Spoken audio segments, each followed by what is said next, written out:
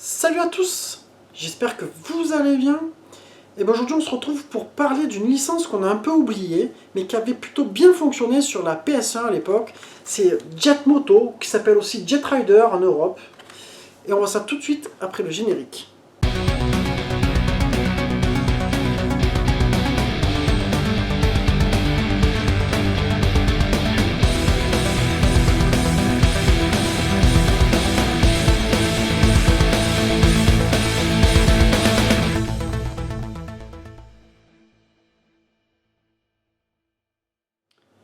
Alors le fameux Jet Rider, il avait été développé par le studio Single Track, un studio qui avait été connu pour le jeu Warrock, pour la licence Twisted Metal, des jeux qui ont plutôt bien fonctionné, qui sont sortis en début de vie de la PS1.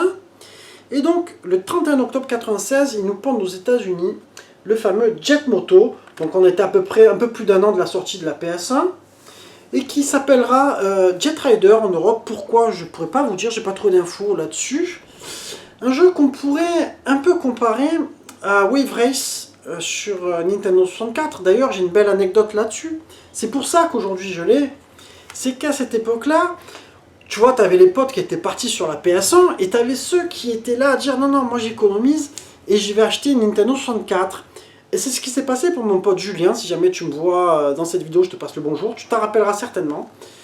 Il avait eu cette fameuse Nintendo 64 avec le jeu Wave Race. Et il m'avait dit, oh viens jouer entre midi et deux, on était au collège ensemble à cette époque. Et de là, il me met Wave Race, et c'est vrai que pour moi, ça a été vraiment un des premiers chocs 64. En fait, c'est vraiment un jeu qui m'avait vraiment hypnotisé, tu vois, j'avais super kiffé le gameplay, etc. Et puis, ben, peu de temps après avoir essayé ce jeu-là, ben, il est sorti le Jet Moto. Et forcément, j'ai couru de suite pour le prendre en import, tu vois.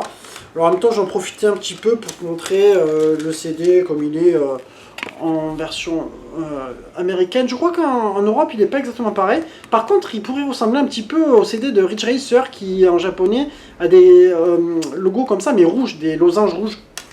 Alors, un jeu qui,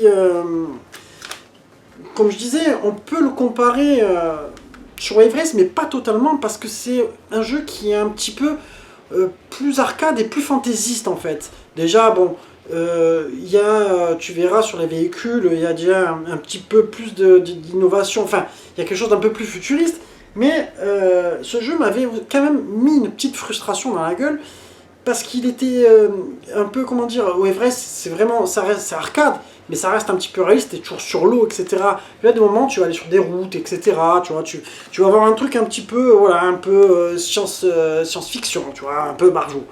Mais, ceci dit, un jeu qui en avait dans le ventre et qui, finalement, te proposait sa griffe à lui. Alors, tu démarres, tu vas avoir, je crois, à peu près 5 persos pour commencer, et après, tu vas en débloquer. Et puis, tu auras, je crois, 2 courses au démarrage, et tu pourras en débloquer jusqu'à 10. Donc autant dire qu'il y avait quand même du potentiel et il y avait de quoi faire. Mais je vais te proposer d'avancer en passant par le test. Alors, à savoir que graphiquement, moi, quand il est sorti, il m'avait pas transcendé. C'était d'où là une première frustration pour moi, parce que quand même, il faut dire que Wave Race 64 était beau à cette époque. Hein. Là, je t'avoue que graphiquement, c'était pas violent, c'est pas non plus moche. Il y a une créativité, comme je te disais après sur les jet skis, il y a un délire un petit peu futuriste, ils ont des formes un peu spéciaux, etc. Mais malheureusement, c'est aussi des jeux qui font partie d'une génération 3D et qui sont dans la mauvaise partie de ceux qui ont mal vieilli, tu vois. C'est-à-dire que, je t'avoue, même pour aujourd'hui, pour faire cette vidéo, en ayant rejoué, ça pique un peu les yeux. Donc graphiquement, moi, je mettrais une note de 13 sur 20. Vous me direz si vous êtes d'accord, si vous me trouvez trop strict, mais honnêtement, je peux pas y mettre plus pour rester cohérent par rapport aussi à tous mes tests sur cette machine. Au niveau animation, ça reste quand même plutôt fluide. Il me semble que tu as un petit peu des ralentissements qui sont pas forcément gênants, mais ça va. Dans l'ensemble, franchement, c'est bien, tu vois. Donc, pour l'animation, c'est pas un point faible. Je dirais qu'on est sur du 15 sur 20, c'est une note moyenne qui lui va bien d'après moi. Au niveau jouabilité, c'est plutôt souple. Par contre, ce sont des jeux, comment dire, on n'avait pas la DualShock, tu vois. c'est un jeu aujourd'hui tu as envie de rejouer avec une DualShock, tu as envie d'avoir un truc analogique, tu vois, avec la croix, des fois ça capote un peu. Mais sinon, une fois que tu prends le coup, etc., quand même ça va, hein, quand même tu as de quoi t'amuser. Donc je resterai quand même sur une jouabilité à 15/20. Au niveau du mix sonore, bah, les bruitages sont corrects, mais c'est vrai que malheureusement dans ma tête j'avais tellement les bruitages de Wave Race qui sont magnifiques au niveau du bruit des moteurs, le bruit des vagues, le bruit de l'eau, etc. Là je ne l'ai pas retrouvé.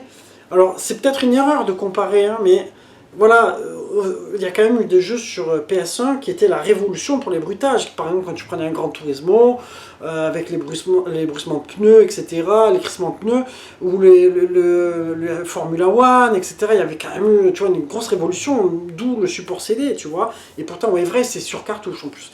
Donc c'est pas violent, la musique il faut aimer. Bon, je vais rester sur une note moyenne quand même, je vais laisser un 14/20 pour le mix sonore. Au niveau de la durée de vie, ben, je te dirais que c'est un jeu, alors si tu accroches, tu as de quoi faire, hein, parce que franchement, il est pas facile. 10 circuits, t'as beaucoup qu'il va falloir débloquer, tu vas passer du temps. Après la question c'est est-ce que tu reviendras dessus. Je pense que dans le cas où tu accroches, il y a de quoi faire, donc on va la prendre dans cet esprit-là, c'est-à-dire si vraiment le jeu te plaît, je mettrai un 16/20 parce que pour le finir, tu vas quand même prendre du temps. Au niveau verdict, il faut savoir que j'avais eu des notes moyennes de 7,5/10, de 8/10. J'ai vu des 15/20, je regarde un petit peu les avis des joueurs, etc. Hein, c'est un jeu quand même qui avait beaucoup plu. D'ailleurs, il a eu 2 suites. Hein. Après, je crois qu'ils ont appelé Jet Moto 2 et Jet Moto 3. Je crois que Jet Rider, ça s'est arrêté. Ou alors c'est Jet Rider 2 et après Jet Moto 3. Enfin, il y a une histoire comme ça, tu vois, j'ai oublié, j'aurais dû le noter. Mais du coup, moi, j'arrive sur un 15/20.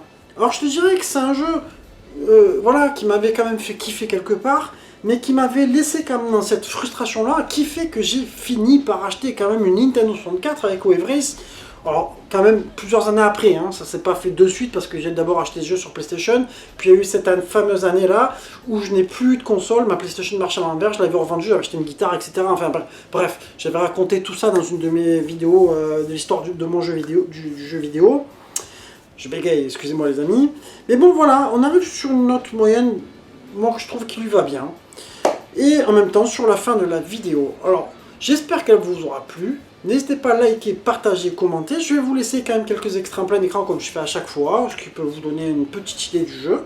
Et puis en attendant, je vous embrasse tous et je vous dis à très bientôt les amis. Ciao ciao.